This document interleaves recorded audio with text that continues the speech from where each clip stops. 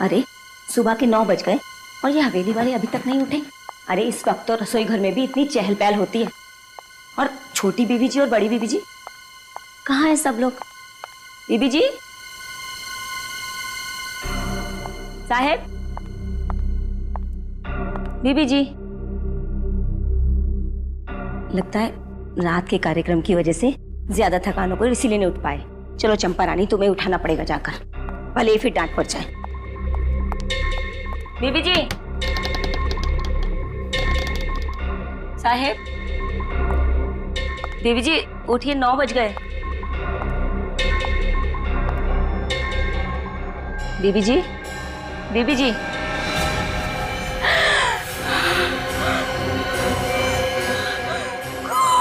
रंजू बीबी जी, देखो क्या हो गया। बीबी जी, रंजू बीबी जी देखिए क्या हो गया छोटी बीबी।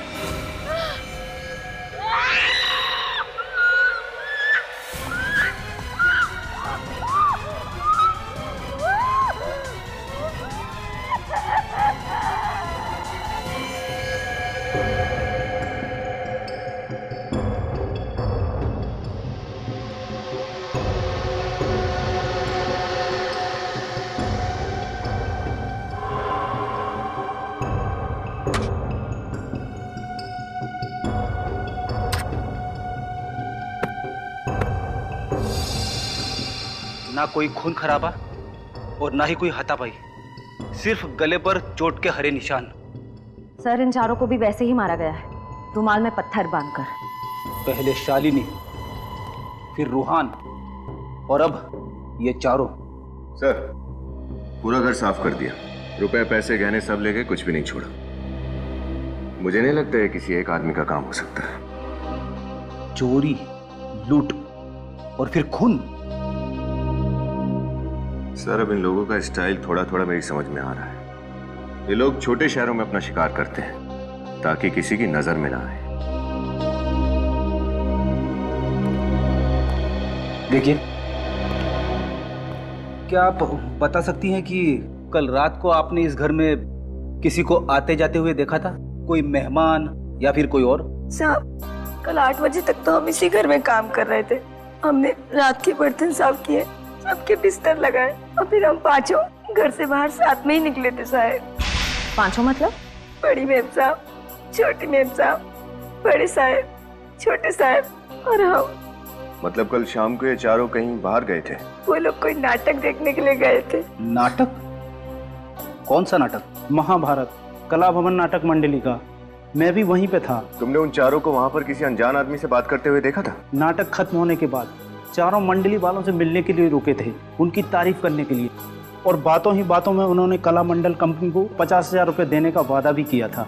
50,000? इतने सारे पैसे क्यों? कला के पुजारी थे और बहुत पैसे वाले थे वो लोग। जरूर ये काम उन्हीं नाटक मंडली के कलाकारों का है। अगर उन्हें जल्द से जल्द रोका नहीं गया तो न जाने और कितने मासूम लोगों का खून करेंगे ये लोग। लेकिन इन लोगों के खिलाफ कोई सबूत या गवाह नहीं है हमारे पास। अब इन लोगों को गिरफ्तार करने के लिए एसीपी सर के प्लान बी का इस्तेमाल करना पड़ेगा। हम पांडवों और आपकी पुत्र वधू द्रौपदी को 13 वर्ष अज्ञातवास में जाने की आज्ञा दीजिए। मुझे अपने वचन का पालन करने दीजिए। अरे यार, कॉस्ट्यूम में मजा नहीं आ रहा यार। हे, हंसो मत यार, कंसंट्रेट करने दो। चलो स्टार्ट करो। बस, कौरवों और पांडवों में मित्रता नहीं हो सकती, केवल शत्रुता हो सकती है, शत्रुता। पांडवों को हस्तिनापुर छोड़कर अज्ञातवास जाना ही होगा और हस्तिनापुर पे केवल दुर्योधन राज करेगा, केवल दुर्योधन। चलो भाई, किसकी लाइन आगे? अरे आगे अर्जुन और भीम की एंट्री है। दिनेश तो अचानक गायब हो गया, बचा रूहान, वो ऐन वक्त पे छोड़ के चला गया। हमें और कलाकार चाहिए। और द्रौपदी? द्रौपदी के बिना तो कैसी महाभारत? और फिर द्रौपदी के बिना महाभारत का तो युद्ध ही नहीं हो सकता ना। अरे यार, मैं मुद्दू साहब से कितनी बार बोल चुका हूँ कि कलाकारों का अरेंजमेंट करें, उन्हें मेरी बात समझ में नहीं आती है। ये मुत्तू साहब है कहाँ? तुम्हारी बात सुन ली गई है संजीव। मैं अपने साथ ऐसे कलाकारों को लेकर आया हूँ जो कला भवन नाटक मंडली में हमारे साथ परमानेंट काम करने के लिए तैयार है। क्या बात है सर, कहाँ है वो कलाकार? आओ ऊपर आओ सब लोग, आओ सभी लोग आओ, मिलिए हमारे नए कलाकारों से। ये है भीम, ये अर्जुन और ये द्रौपदी। नमस्ते। आप लोगों के साथ काम करने में बहुत आनंद आएगा। कला भवन में आपका स्वागत है। मैं केतन और आप? मैं तारिका। हमारा नाम नहीं पूछेंगे क्या? मैं अभी, और ये इनसे मिलिए, ये दया, बहुत दयालु हैं। हम सब नाट्य मंडली में काम कर रहे थे साथ में। मोटू साहब ने हमें आपके नाटक में रोल देने का वादा किया तो हम लोग मना नहीं कर सके। अच्छा, वो मधु साहब से पैसों की बात हो गई आप लोगों की? हाँ, पैसों की बात हो गई है, आप चिंता मत कीजिए। अब तो बस आप हमारा काम देखिए।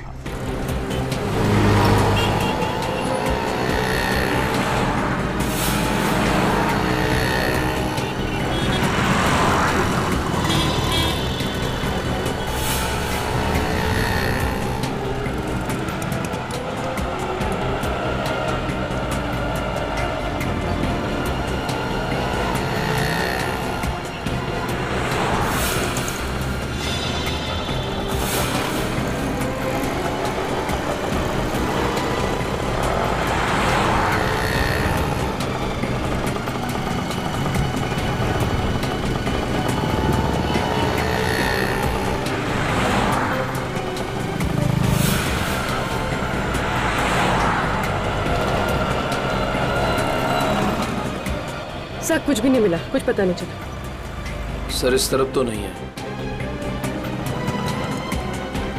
चलो इस तरफ चल के देखते हैं। गहने जल्दी से तैयार करो। इस दुकान के मालिक कौन है? अंदर है साहब।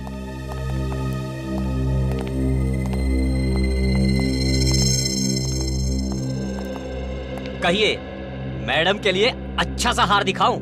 देखते ही खरीद लोगे आप। दिखाएंगे हम, बताएंगे आप। नहीं, इस लड़की को तो मैंने पहले कभी देखा ही नहीं। इस लड़की ने जो गहने पहने हैं वो सब जगह नहीं मिलते। आपने कभी देखा है? एक मिनट, आप मुझसे ये सवाल क्यों पूछ रहे हैं? कौन हो आप लोग? जवाब मिला? अब सीधे सीधे हमारे सवालों के जवाब दे दो। देखो, अगर तुम अपना मुंह नहीं खोलोगे तो हम तुम्हारी दुकान बंद करवा देंगे, हमेशा के लिए।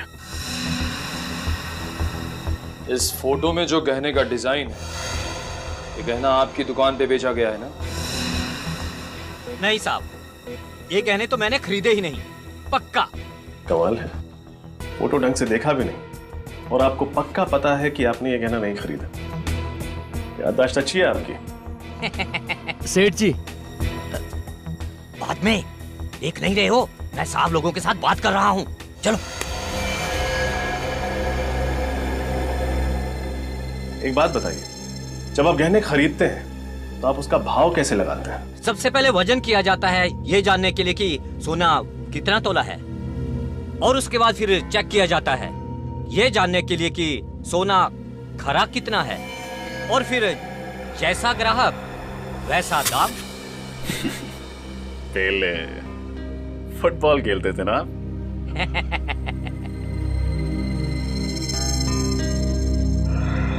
आपकी याददाश्त काफी अच्छी है, लेकिन हमारी नजर कमजोर नहीं। इस फोटो में जो डिजाइन है ये बाली हूबहू वैसी है।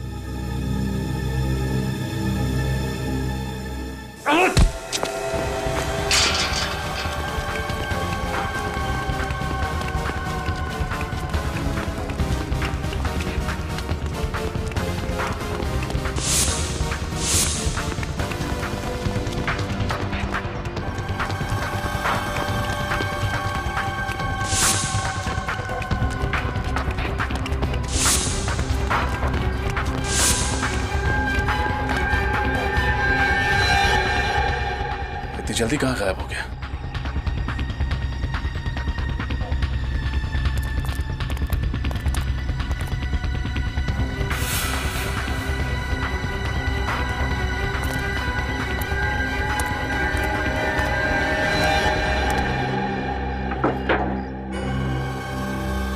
मर गया। सर इतनी जल्दी हमारी आंखों के सामने इसे कौन मार गया? जिसने भी ये किया है उसने हमारी मुश्किलें और बढ़ा दी। ज्येष्ठ भ्राता युधिष्ठिर, मैं प्रण लेता हूं। ज्येष्ठ भ्राता युधिष्ठिर, मैं प्रण लेता हूं। कोई फायदा नहीं। कोई फायदा नहीं। अरे ये डायलॉग्स थोड़े ना है, मैं तो दया से बात कर रहा था। अच्छा वो कोई फायदा नहीं है। यहाँ नेटवर्क की इतनी दिक्कत है कि 1 मिनट की बात करने के लिए 5 मिनट तक टहलना पड़ता है। अर्जेंट एक फोन करना था। खैर मेरे लाइन्स बताओ। अरे लाइन्स वाइन्स छोड़ो, अपने हिसाब से कर लो।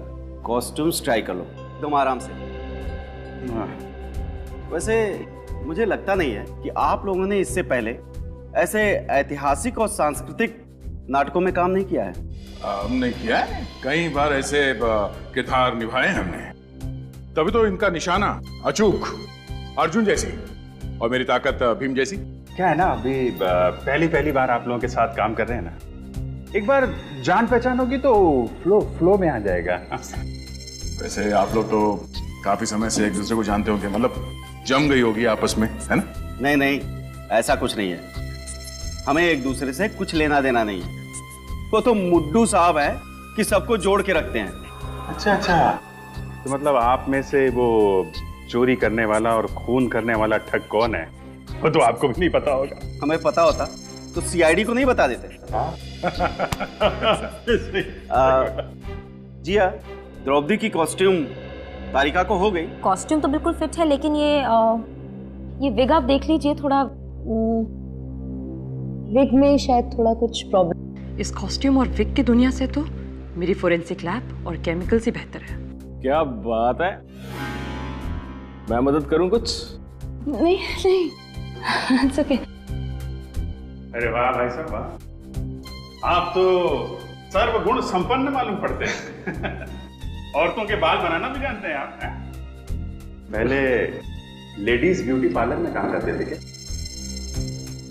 जी नहीं, मैं एक कलाकार हूं। कलाकार। हाँ भाई, सारी तैयारियां हो गई? हाँ जी। चलो चलकर स्टेज दिखाते हैं, साथ में ये ड्रेस और प्रॉपर्टी भी ले लो। जाकर देखते हैं स्टेज कितना बड़ा है छोटा है, बहुत जरूरी है। संजीव चल भाई। हाँ बिल्कुल, वरना कहीं शो के टाइम टेंशन ना हो जाए। उठा लो भाई, प्रॉपर्टी उठा लो।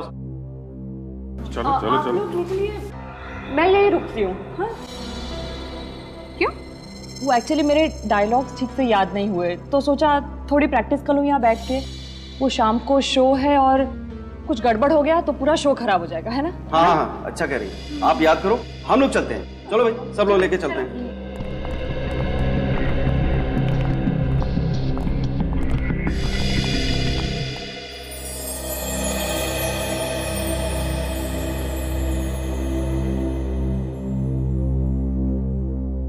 अरे भाई, सारी कॉस्ट्यूम्स और प्रॉपर्टी ठीक तरह से चेक कर ली है ना?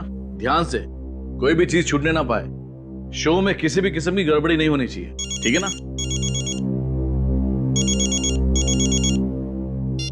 हेलो, जी कला भवन नाटक कंपनी, बोलिए। अभिजीत,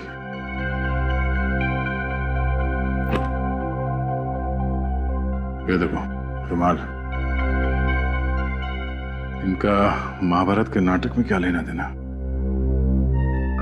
मैंने पत्थर रख दिया और इसे ऐसे बंद करके जोर से घुमाया। इसके अंदर की चीज सीधी जाकर के सामने वाले के कंठ पर लगी और ऑक्सीजन की कमी की वजह से उसकी मौत हो गई। तो इस रुमाल में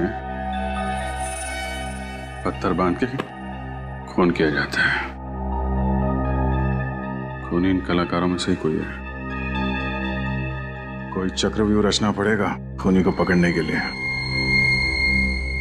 अरे भाई, सारी प्रॉपर्टीज चेक हो गई? हाँ, चेक तो हो गया, पर ये प्रॉपर्टी देखिए, समझ में नहीं आ रही है कहां से है। देखिए ये रुमाल। हाँ, ये यहाँ क्या कर रहे हैं? अरे भाई मीर जी, इधर आओ। अबे सतयुग के नाटक में ये कलयुग का रुमाल देने वाले थे कलाकारों को? हद हो गई यार। मुझे क्या पता कि किसने रख दिया। हाँ, हो सकता है किसी कलाकार ने धो के सुखाने के लिए रखा होगा। हाँ हाँ, और क्या। एक काम करते हैं, रुमाल को संभाल के रख लेते हैं, मीर साहब का पसीना पोंछने के काम आएगा।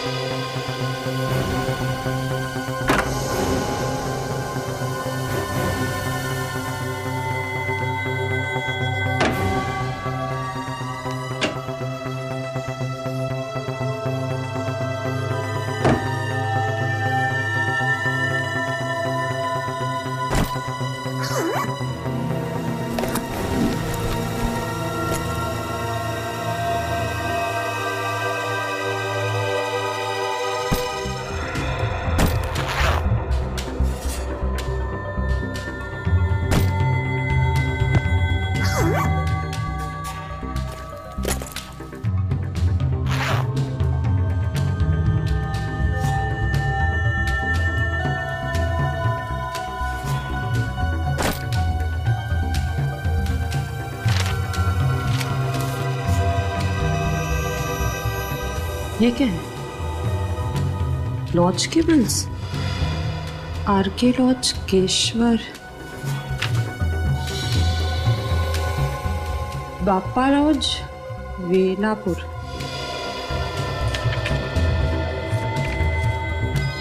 नीलम लॉज सीरकपुर। सीरकपुर? लेकिन ये तो नीलम लॉज नहीं है। ये बाकी दोनों शहरों में भी कला भवन नाटक मंडली वाले तो सरकारी लॉज में रुके थे। ये तो लॉज के बिल्स यहाँ क्या कर रहे हैं?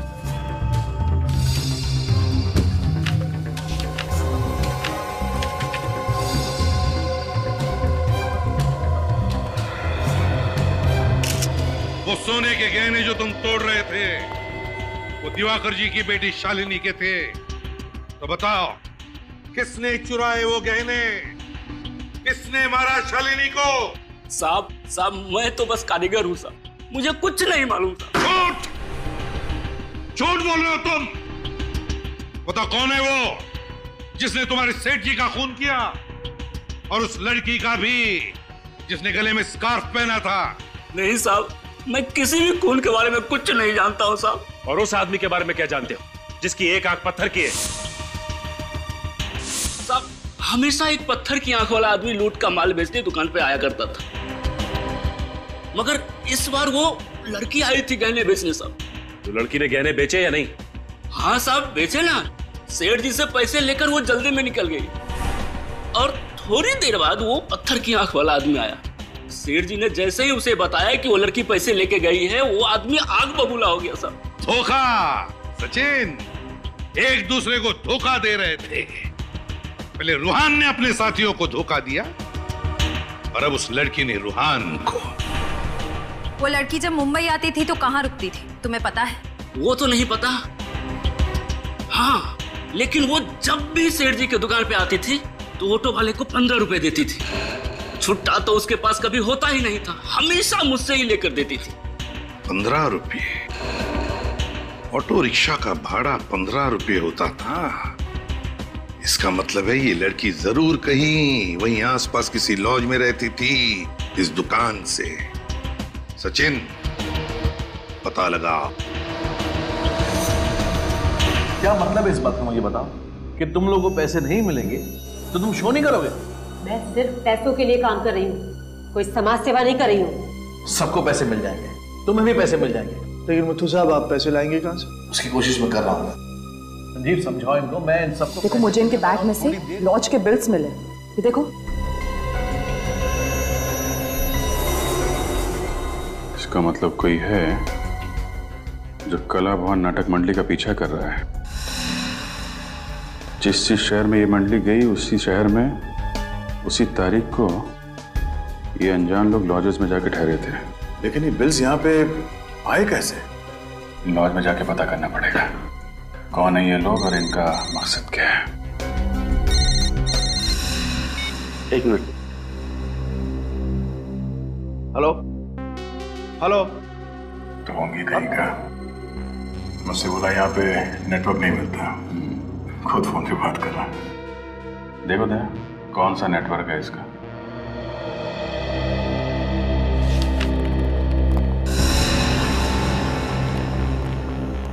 Welcome sir.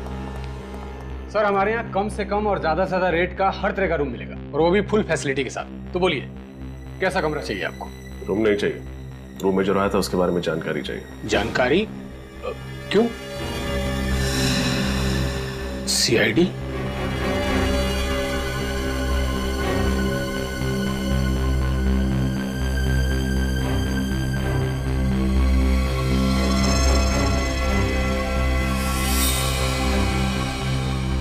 पहचानते हो सर?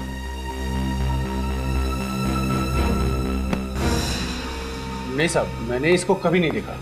सर बेलापुर से जो कागज के टुकड़ों के सैंपल हमें भेजे गए थे उस पे भी ऐसी डिजाइन थी। और सर गहनों की लूटपाट के बाद उस लड़की ने बेलापुर से ही बस पकड़ी थी मुंबई आने के लिए।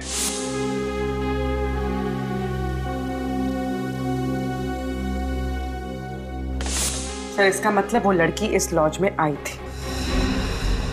कोई लड़की याद? गोरी दुबली, हाइट लगभग 5.5 फुट, गले में स्कार्फ, आंखों पे बड़ा सा चश्मा और हाथ में काले रंग का सूटकेस। नहीं साहब, पक्का नहीं आई थी। खाना खाया तुमने? खाना? नहीं। क्यों? जेल में क्या मस्त खाना बनाया आज। मोटी रोटी, पतली दाल, तीखी मिर्च। चलो सब छोड़ो तो। सब माफ कर दो साहब, गलती हो गई साहब। मैं लालच में आ गया था। मुझे उस आदमी ने मुंह बंद रखने के लिए 5,000 रुपये देते साहब। मेरा बस इतना ही कसूर है। वो बहुत डेंजर आदमी दिखता था साहब। उस आदमी के बारे में क्या क्या जानते हो, सब कुछ बताओ। वो आदमी 2 दिन से इस लॉज में रुका हुआ था। अभी भी है? नहीं मैडम, अभी चला गया साहब। और हाँ साहब, वो मैडम काले रंग का सूटकेस लेके उससे मिलने आई थी आज। मिलने आई थी? फिर मिली उससे? नहीं, वो यहीं पे बैठ के उसका इंतजार कर रही थी कि अचानक उस मैडम का फोन आ गया और वो बात करते हुए निकल गई। अभी तकरीबन 1 घंटा पहले। कमाल है, जिस आदमी से वो डर के भाग रहे थे उससे मिलने वो यहाँ क्यों आई? आई थी, मिली नहीं, फिर गई कहाँ वो? सर कहीं इस डिजाइन में उस जगह का पता तो नहीं है जहां वो गई है?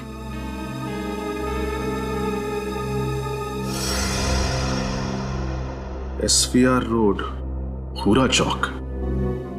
SVR रोड, भूरा चौक। सर नचकेत जी और जीवराम जी ने जिस नाट्य संग्रहालय के बारे में बताया था वो भी SVR रोड, भूरा चौक में है। ये संग्रहालय तो कई साल पहले बंद हो चुका है। सर पर वो तो सालों पहले बंद हो चुका है। क्या? तो फिर वो लड़की उस बंद संग्रहालय में क्या करने गए थे, जबकि उसे तो मुंबई शहर छोड़ के भाग जाना चाहिए था।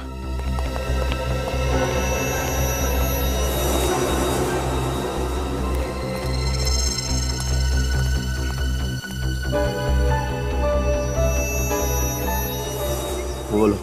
मीर साहब, इस तरह काम बिगड़ जाएगा। हमने काफी अरसों से आपके साथ काम किया है। ये कौन लोग हैं? ये मीर सीरकपुर में अपने नाटक मंडली के अलावा किसी और को भी जानता है क्या? लगता है इन लोगों को कहीं देखा है।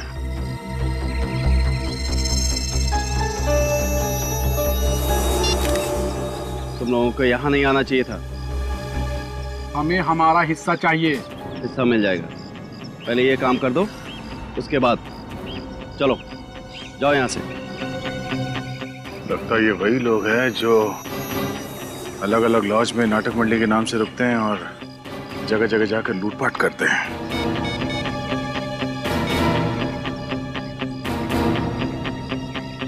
सर, मैं कुछ फोटो भेज रहा हूँ सर। लगता है ये वही लोग हैं जो उस नाटक मंडली में जुड़े हुए हैं।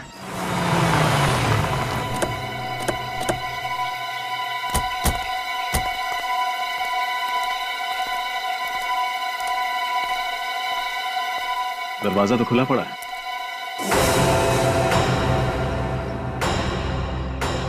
अगर ये जगह काफी दिनों से बंद पड़ी है तो यहाँ पे आत्मा वगैरह। डैडी, क्या डर पाल रखा है तुमने आत्मा को? बाहर निकले इससे, नहीं डर तुम्हारे लिए बीमारी बन जाएगी। मैं कोशिश करूंगा सर, लेकिन ये पत्थर की आंख वाला आदमी इस लड़की को यहाँ क्यों लेकर आया होगा?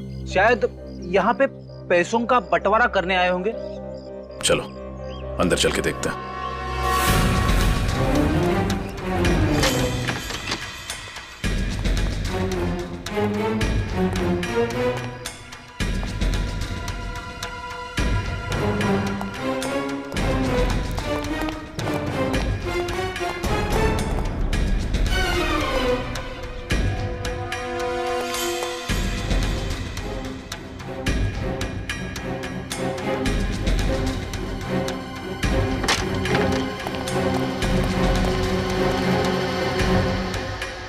सर ऐसा लग रहा है यहाँ अभी भी कुछ जलाया गया है।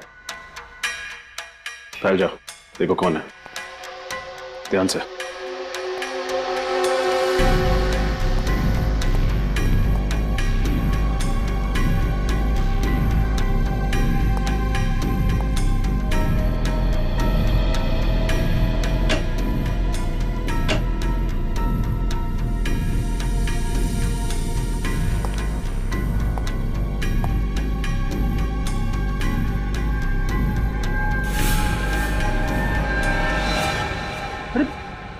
सर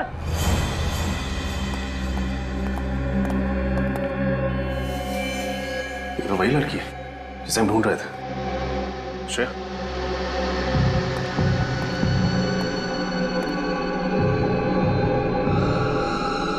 सर सांसें चल रही हैं।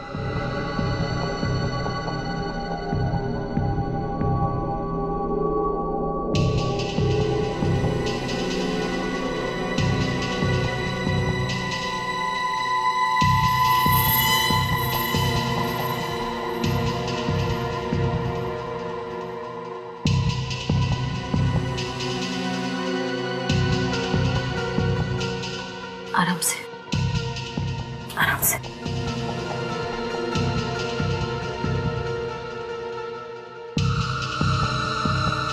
नाम क्या है तुम्हारा? नीना। नीना। किसने किया ये सब? किसने किया ये सब? पिता की। पिता की। पिता की। श्रेया, फ्रेडी, इसको जल्दी से अस्पताल पहुंचाओ।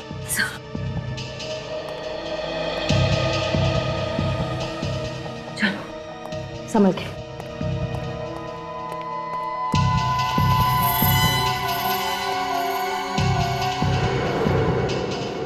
ये देखिए सर, कितने सारे फाइल्स और पेपर जला दिए उसने, लेकिन इनमें क्या होगा?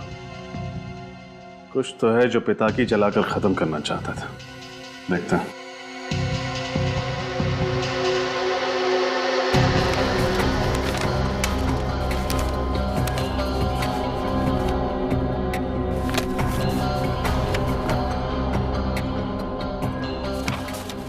सर ये देखिए, ये कलानगर नाटक मंडली के इतिहास की पत्रिका का रिकॉर्ड है। सर इस रजिस्टर के हिसाब से आखिरी बार 1995 में इसी ग्रुप का कोई सदस्य पत्रिका को लेकर गया था। इसका ये नाम और साइन जल गया है, लेकिन एड्रेस पूरी तरह नहीं जला। चिलकुर नगर 21, चिलकुर नगर 21 क्या हो सकता है? सर कहीं ये किसी जगह का कोई रूम नंबर तो नहीं? रूम नंबर 21, रूम नंबर, एक मिनट। चिलकुर नगर में एक हॉस्टल है ना, डीए हॉस्टल। हो सकता है उस हॉस्टल के रूम नंबर 21 से कोई शख्स आया हो सकता है सर, क्योंकि डीए हॉस्टल से करीब 10 मिनट की दूरी पर एक पुराना ड्रामा कॉलेज है और वहां के स्टूडेंट्स इसी हॉस्टल में रुकते हैं। एक काम करते हैं, डीए हॉस्टल चलते हैं, देखते हैं कि कौन है जो कला भवन के ठगों की तरह लूटमार और खून कर रहा है। ये मीर बाहर जाकर इन लोगों से मिला था, शायद यही है वो ठग लुटेरे।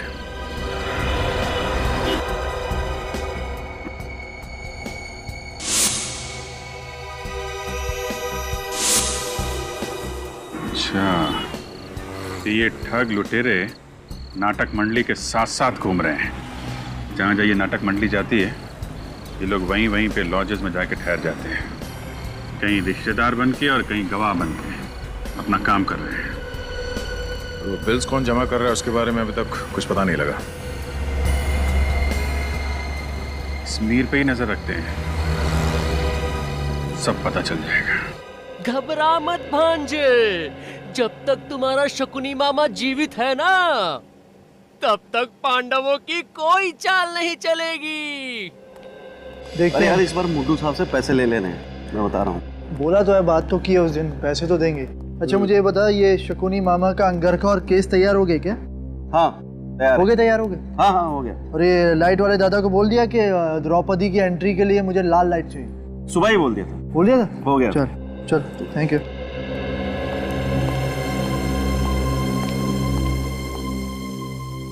ये मेरे अहंकार का नहीं, आत्मसम्मान का प्रश्न है। वो कितनी कॉम्प्लिकेटेड लाइन्स कैसे बोल लेते हैं, देखो कैसे याद रखते हैं। ये फोरेंसिक में ठीक है बॉस। नहीं यार मैं सिखाऊंगा ना, सिखाऊंगा, कुछ नहीं हो सकता। अरे नहीं कोशिश करता हूँ ना यार, हो जाएगा हो जाएगा। आज मैं ये प्रण ठानती हूँ कि मैं ये केस जब तक उस दुष्ट दुशासन के रक्त नहीं रंगे जाएंगे, ये केस मैं हमेशा ऐसे खुले ही रखूंगी। वाह वाह, क्या बात है, क्या एक्टिंग करती हैं? हाँ? ये काम कीजिएगा, जब ये केश वाली लाइन बोली ना आपने, तो बालों को थोड़ा सा ऐसे करके झटक दीजिएगा, बहुत मस्त लगेंगे। वैसे एक बात बोलूं, आप पूरी बहुत मस्त दिखती हो। दुर्योधन, क्या नाम है तुम्हारा? केतन। तारिका जी के बाएं कंधे में चोट लगी है, इसलिए वो ऐसे बाल नहीं कर सकती, इसलिए बेहतर होगा कि तुम नीचे जाओ और रिहर्सल करो। नीचे जाओ और रिहर्सल करो, नीचे जाओ। बेचारा केतन बाल बच गया। यार तुम्हें मजाक सोच रहा है यार? अरे मजाक क्या करो यार, ये मीर कहाँ गायब हो गया? तो यहीं पे फोन पे बातें कर रहा था, ये गया कहाँ? सॉरी सर, सॉरी, आपको इंतजार करना पड़ा। बताइए क्या काम था? क्या साल 1995-96 में आप इस हॉस्टल में काम कर रही थी? नो सर, मैं तो सिर्फ पिछले 2 सालों से यहाँ काम करती हूँ। कोई और है इस हॉस्टल में जो उस समय से काम कर रहा हो? जी हाँ, पार्थ जी। सर वो 1995 से इस हॉस्टल के फैकल्टी मेंबर हैं। बुलाऊं उन्हें? प्लीज।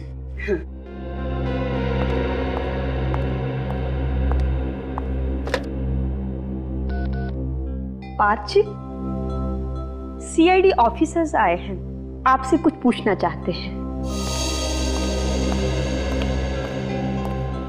जी, क्या मदद कर सकता हूँ आपकी? जी, हम एक ऐसे स्टूडेंट के बारे में पता लगा रहे हैं जो पास वाले ड्रामा कॉलेज में पढ़ता था। क्या नाम है उसका? उसका नाम तो हमें नहीं पता। इनफैक्ट हमें यह भी नहीं पता कि वो लड़का है या लड़की। हमें तो सिर्फ इतना पता है कि 1995-96 में वो यहाँ आपके हॉस्टल में रहता था या रहती थी। 95-96 यस, ड्रामा कॉलेज के कुछ स्टूडेंट्स यहाँ रहते तो थे। इनफैक्ट एक नाट्य महोत्सव में उन्होंने हिस्सा भी लिया था और ट्रॉफी जीत कर लाए थे। मुझे अच्छी तरह याद है, दिन रात रिहर्सल करके उन लोगों ने नाच में दम कर रखा था मेरा। उन विद्यार्थियों का नाम पता कुछ बता सकते हैं आप? आई एम सॉरी, इतने पुराने रिकॉर्ड्स नहीं हैं हम लोगों के पास। आपने कहा कि उस साल उन्होंने नाट्य महोत्सव में ट्रॉफी जीती थी। यस। तो फिर कोई फोटो वगैरह तो होगी आपके पास? यस, एक एल्बम है, फोटो एल्बम। ठीक है, वो फोटो एल्बम हमें चाहिए। Yes, here it is. Thank you.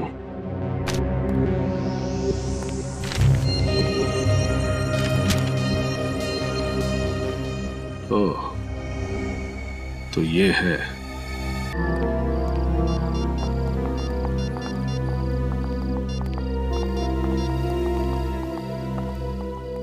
Hello.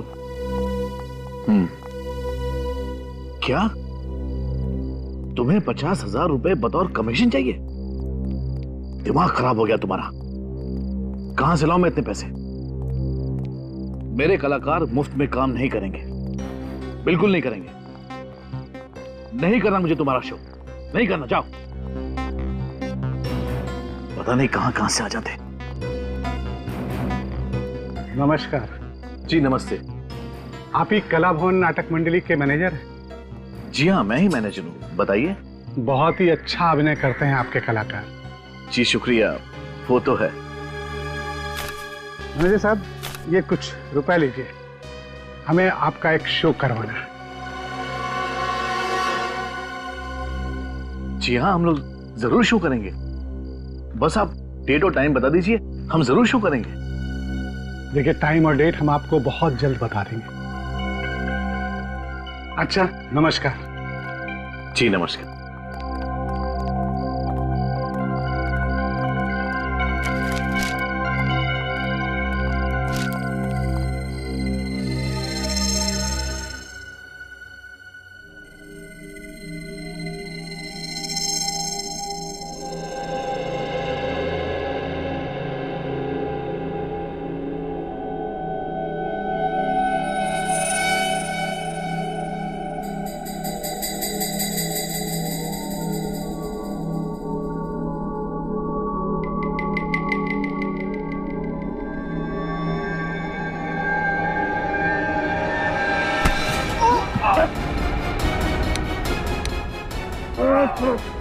कौन है तुम लोग?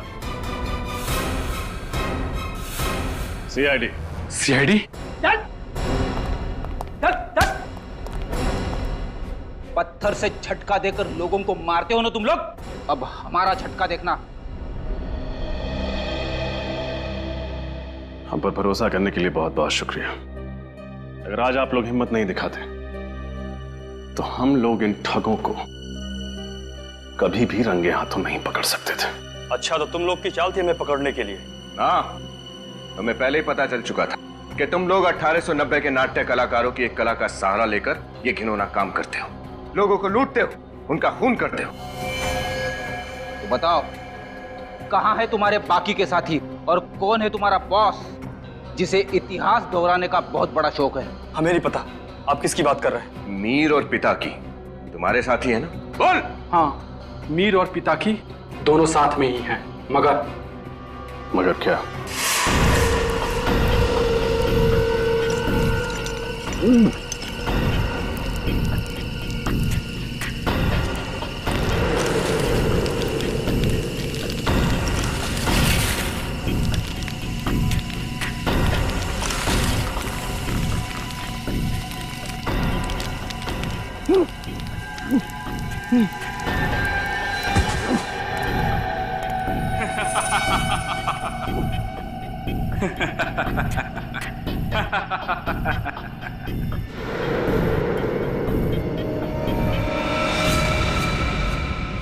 सरदार के साथ विश्वासघात, तुम नहीं बचोगे। मैं तुम्हें छोड़ूंगा नहीं पिता की। पहले अपने आप को तो छुड़ा के दिखा मीर साहब।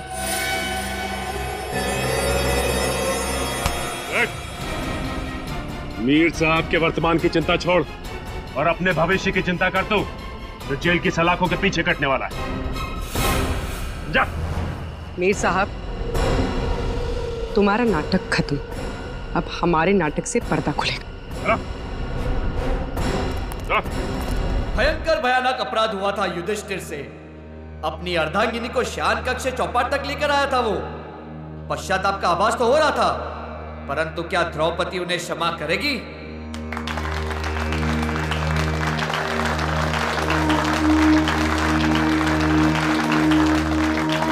मैं आपकी अर्धांगिनी हूँ, जीवन संगिनी हूँ, कोई वस्तु नहीं जिसे आप दांव पे लगा दे। घोर अपराध हुआ है मुझसे पांचाली। विवश हो गया था मैं उस पल, उस क्षण को मैं स्मृति से ओझल करना चाहता हूं। आपका अपराध क्षमा के योग्य नहीं है। मेरे पालनहार होकर आप मुझे चौपट की बाजी में हार गए। यदि आप अपने अपराध को स्मृति से ओझल करने का उद्देश्य रखते हैं तो उस दुष्ट दुशासन के प्राण मुझे लाभ कर दीजिए।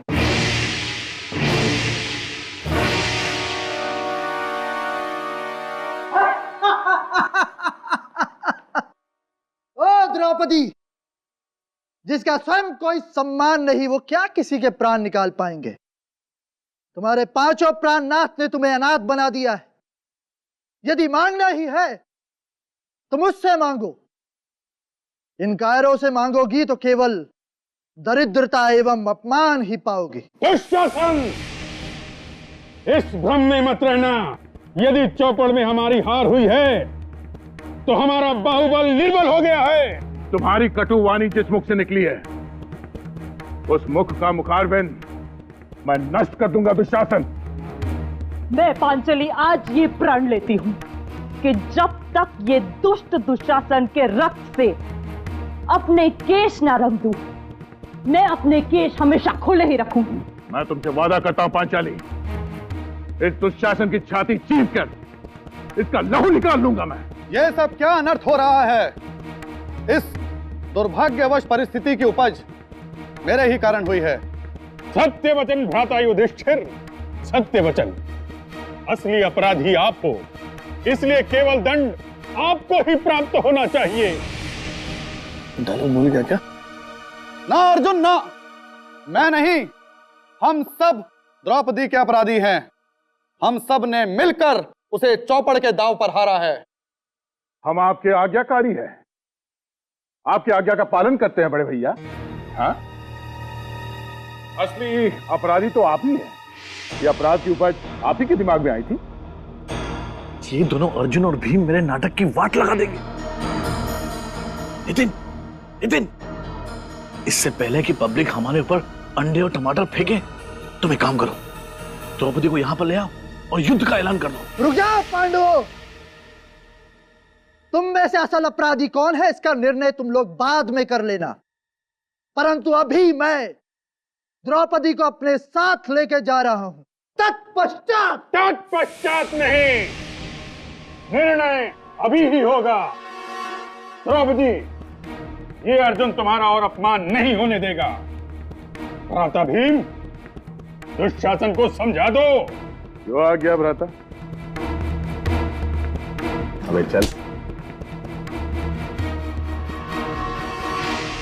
ये तुम क्या कर रहे हो भीम? इस सारे नाटक के नुकसान की भरपाई मैं तुमसे वसूल करूंगा। हम लोग सीआईडी से हैं और खूनी को पकड़ने के लिए जाल बिछाया हम लोगों ने, समझे? इसलिए आप लोगों से विनती है कि आप लोग यहीं खड़े रहिए और हमारा नाटक देखिए। आपके इस अपराध का सिर्फ एक ही दंड है, मृत्यु दंड। ये क्या कह रहे हो अनुज? अपने ज्येष्ठ भ्राता पर बाण चलाओगे? ना भ्राता ना, ना। इस पापी की हत्या करने के लिए आपको अपने बाण नष्ट करने की जरूरत नहीं है। इसे मारने के लिए मेरे पास एक नया शस्त्र है। ये शस्त्र आज से हजारों साल पश्चात कलयुग में उपयोग किया जाएगा, जिसकी शुरुआत साल 1890 में होगी और तत्पश्चात 2013 में संजीव नाम का एक अपराधी मनुष्य वध के लिए इस शस्त्र का उपयोग करेगा। ये क्या बोल रहे हो? मैं निर्दोष हूं, मैंने कोई खून वून नहीं किया।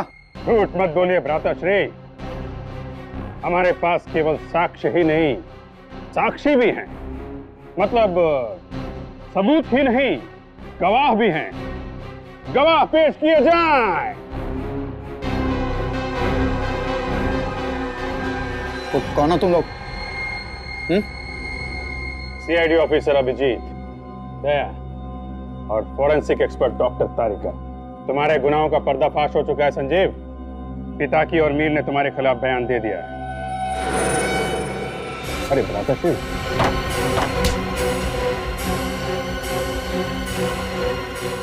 रणभूमि छोड़ के कहां भाग रहे हो ज्येष्ठ भ्राता?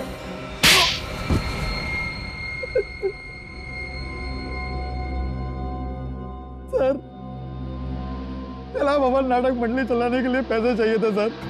पूरे साल मेहनत के बाद भी हम लोग इतना पैसा नहीं कमा पाते थे कि मंडली का खर्चा उठा सके सर। जब कला भवन के ठगों का इतिहास पता चला तो मैंने पिता की, रूहान, मीर और नीना के साथ मिलकर सर लूटपाट और खून का सिलसिला शुरू किया सर। मेहनत से कमाई नहीं कर पाए तो गैर कानूनी काम शुरू कर दिया, ईमानदारी की दुकान बंद कर दी और बेईमानी शुरू। संजीव, तुम कलाकार तो सचमुच बहुत अच्छे हो, लेकिन तुमने अपनी कला का उपयोग गलत कामों में किया। युधिष्ठिर तो धर्मराज थे, लेकिन तुमने अधर्म का रास्ता अपनाया, इसलिए तुम तीनों को फांसी होगी, सिर्फ फांसी। For more updates, subscribe to our channel, Click the show links and enjoy watching the videos.